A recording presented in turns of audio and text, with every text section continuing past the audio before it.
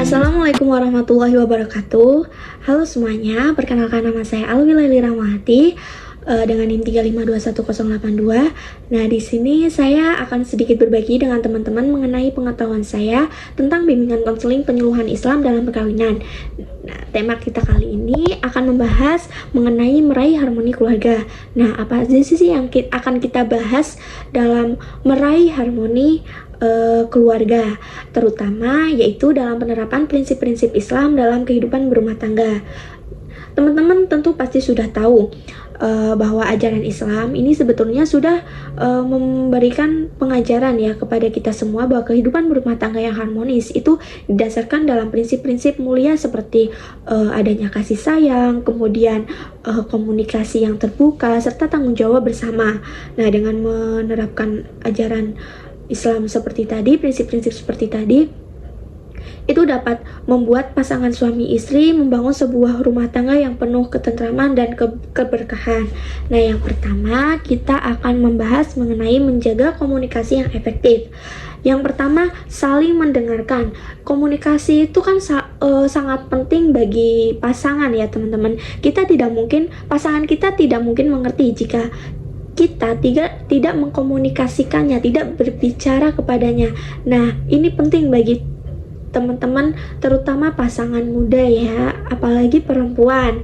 Nah, yang biasanya saya mau dimengerti nih. Nah, itu mungkin kalau kita pikir secara logis, bagaimana pasangan kita akan mengerti jika kita tidak mengkomunikasikannya kepadanya? Nah, seperti itu. Nah, yang pertama itu saling mendengarkan. Ini fokusnya biasanya untuk para lelaki nih, untuk para suami nih ya. Kalau kita sebagai wanita, sebagai istri itu juga ingin didengarkan ya. Apalagi kalau sudah beristri, kita capek ngurus rumah tangga. Nah, mungkin kelihatannya sepele, tapi ini sangat penting ya. Jadi pasangan harus saling mendengarkan dengan penuh perhatian dan empati untuk memahami kebutuhan satu sama lain. Kalau kita juga sebagai wanita itu jika didengarkan pasti juga senang, merasa seperti wah, kita diperhatikan, seperti itu ya. Kemudian keterbukaan emosional. Komunikasi yang terbuka dan jujur mengenai perasaan dapat memperkuat ikatan dan kepercayaan dalam rumah tangga. Nah, ini penting ya teman-teman. Kalau kita ada rasa tidak suka kepada misal suami kita melakukan hal sepele yang tidak kita sukai, kita bicara, tetapi kita harus dengan mengevaluasinya dengan baik agar tidak adanya salah paham. Nah, jadi nanti juga saling mengerti nih, emosinya saling mengerti satu sama lain, apa yang dibutuhkan serta diinginkan oleh sang suami atau sang istri, seperti itu. Kemudian yang terakhir ada resolusi konflik. Nah, resolusi konflik sendiri ini pasangan harus mampu menyelesaikan perbedaan pendapat dengan bijaksana dan saling menghargai. Pasti namanya rumah tangga itu adanya dua orang, pasti prinsipnya berbeda ya teman-teman. Jadi kita tidak boleh saling ego. Sang istri harus mempertahankan prinsipnya masing-masing dan sang suami begitu juga. Nah, dalam hal ini jadi suami istri ini mampu menyelesaikan adanya permasalahan dengan baik, tidak berat sebelah seperti itu, tidak mementingkan ego sendiri, tetapi tentu adanya pertimbangan-pertimbangan untuk kesepakatan bersama dalam menyelesaikan permasalahan. Nah, kemudian membangun saling pengertian dan empati. Nah, memahami perspektif pasangan, berusaha memahami sudut pandang dan pengalaman pasangan dalam mempererat hubungan dan memperdalam rasa saling pengertian. Ini juga sangat penting ya teman-teman. Kita saling memahami apa yang diinginkan oleh pasangan kita, kemudian menunjukkan empati, menunjukkan kepedulian serta empati terhadap perasaan pasangan dapat membuat mereka saling dihargai dan didukung. Ya, mungkin sedikit menambah semangat ya teman-teman bagi pasangan kita jika kita berempati dengan pasangan kita, merasa pasangan kita pasti akan merasa diperhatikan seperti itu. Kemudian toleransi dan fleksibilitas.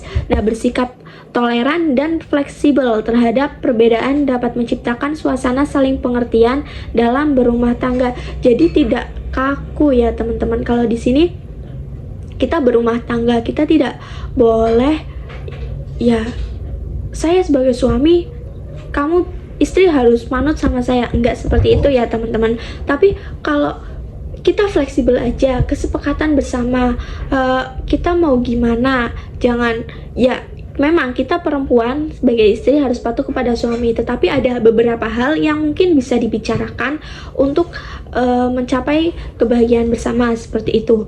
Kemudian mewujudkan kepemimpinan yang bijaksana. Nah, ini khusus untuk laki-laki ya teman-teman. Biasanya laki-laki ini sebagai sang imam dalam keluarga itu harus menjadi pemimpin yang bijaksana. Yang pertama yaitu tanggung jawab. Suami memikul tanggung jawab sebagai pemimpin rumah tangga dengan bijaksana dan adil. Jadi tidak boleh berat sebelah, apalagi misal ya ada konflik-konflik tertentu ya teman-teman. Jadi ya harus bijaksana dalam mengambil keputusan, dalam penyelesaian masalah seperti itu. Kemudian musyawarah, pasangan bermusyawarah untuk mengambil keputusan penting dalam kepentingan bersama. Nah, ini laki-laki kembali lagi sebagai imam, ya mungkin dia berhak dalam menentukan keputusan untuk keluarganya, tetapi laki-laki atau suami ini harus juga membicarakannya dengan istri, harus dikomunikasikan kembali seperti apa penyelesaiannya untuk mencapai tadi ya kesepakatan bersama. Kemudian keteladanan, pasangan saling memberikan contoh yang baik dan menjadi panutan bagi keluarga. Nah, terutama nih tadi sebagai imam yang baik, kita istri juga ingin dibimbing oleh suami yang baik dengan imam keluarga yang baik. Nah, sebagai laki-laki juga kita harus memberikan contoh ya serta teladan kepada kita sebagai istri untuk dibimbing bersama begitu. Kemudian menciptakan lingkungan yang penuh kasih sayang. Yang pertama ya ini saling menghormati, tidak saling menginjak ya teman-teman. Jadi kalau kita sebagai pasangan suami istri tidak boleh merendahkan pasangan kita, entah itu dalam segi penghasilan atau apapun. Apalagi misal kita sang istri ya di rumah tangga, terkadang banyak yang apa kamu itu ibu rumah tangga tidak memiliki penghasilan, tidak usah ikut campur urusan saya. Terkadang ada suami yang seperti itu tidak boleh ya teman-teman. Kemudian mendidik anak. Nah, orang tua mendidik anak-anak dengan cinta, kesabaran, dan keteladanan agar tumbuh menjadi insan yang saleh. Di sini dalam mendidik anak itu tidak hanya membutuhkan peran ibu, tetapi juga membutuhkan peran ayah. Nah, di sini jadi kedua peran antara suami dan istri dibutuhkan ya teman-teman dalam mendidik anak. Nah, kemudian menjaga keharmonisan keluarga, menjaga keharmonisan dengan saling mengingatkan, mendukung dan memotivasi satu sama lain. Kembali lagi kita memberikan empati kepada pasangan kita untuk memberi sedikit semangat. Mungkin itu hal yang kecil dan jarang terlihat, tapi itu sudah membuat senang pasangan kita ya teman-teman. Kemudian beribadah bersama. Nah, keluarga melaksanakan ibadah bersama sebagai sarana pendekatan diri kepada Allah. Nah, ini sebagai nilai plus ya teman-teman. Bahkan bagi kita yang beragama muslim ini sangat penting bahwa keluarga ini jika tidak dilandaskan agama itu kita akan berlandaskan apa ya, karena dalam agama ini sudah pasti dan sudah paling tidak kita dapat melihat kebahagiaan yang akan kita lihat di depan seperti itu ya teman-teman. Kemudian Selanjutnya, menjaga keseimbangan antara hak dan kewajiban. Nah, ini hak suami. Hak suami itu kepemimpinan dalam berumah tangga. Kemudian ketaatan istri, ya. Kemudian ada perwalian atas anak. Nah, ini terkadang suami ya memang haknya mencari nafkah, tapi tidak ada salahnya jika membantu istri dalam mengurus rumah tangga. Memang dalam mengurus rumah tangga itu merupakan tanggung jawab istri, tetapi tidak ada salahnya jika sang suami membantu, begitu teman-teman. Kemudian adapun hak istri, yang pertama yaitu nafkah dan perlindungan, pergaulan yang baik, dan hak atas harta bersama. Nah, ini penting ya teman-teman. Istri juga berhak mendapatkan nafkah, baik itu nafkah lahir maupun nafkah batin, ya. Kemudian selanjutnya bahas juga yaitu mengenai memelihara komitmen dan tanggung jawab. Nah, yang pertama nih, cinta dan kasih sayang. Pasangan saling mencintai dan menyayangi dengan tulus menjadi fondasi rumah tangga yang kokoh.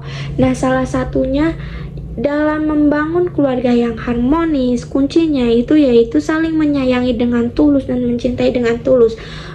Baik itu sang suami maupun sang istri, keduanya harus saling mencintai dan menyayangi secara tulus. Itu merupakan paling tidak itu menjadi dasar untuk menjadi keluarga yang harmonis, seperti itu teman-teman. Kemudian saling menghargai. Lagi-lagi kita tidak bisa mementingkan diri sendiri dalam berkeluarga ya teman-teman. Tentu harus saling menghargai antara suami dengan istri. Pasangan harus saling menghargai, kemudian menerima dan mendukung satu sama lain dengan menjalankan perannya. Kemudian yang ketiga, ada tanggung jawab bersama. Nah, pasangan bersama-sama bertanggung jawab memelihara dan membina kehidupan rumah tangga yang harmonis. Jadi ini juga kembali menjadi peran antara keduanya, antara suami dan istri. Tidak memberatkan, wah ini tanggung jawab istri nih, saya nggak mau mengerjakannya, seperti itu. Nggak, kalau dalam berumah tangga itu tanggung jawab itu akan mungkin ada tanggung jawab antara laki-laki, sang suami serta istri, tapi tidak ada salahnya ketika kita antara sang suami dengan istri itu saling membantu, seperti itu ya teman-teman. Nah, selanjutnya menerapkan nilai-nilai keislaman dalam kehidupan sehari-hari.